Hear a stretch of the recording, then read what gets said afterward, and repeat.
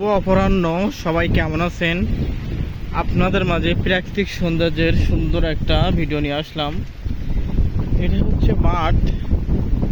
বর্ষার সময় মাঠ কিন্তু পরিত্যক্ত থাকে। এই দেখুন কত সুন্দর শাপলা,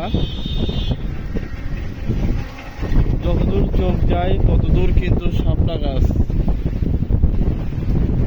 গ্রামের সুন্দর একটা রাস্তা, রাস্তার দুই সাইডে তাল গাছের সারি।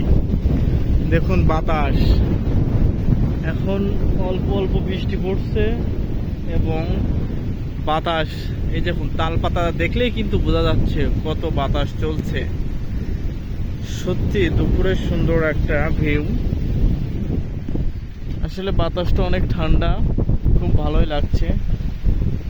আর এখানে কিন্তু এটা হচ্ছে মাঠ।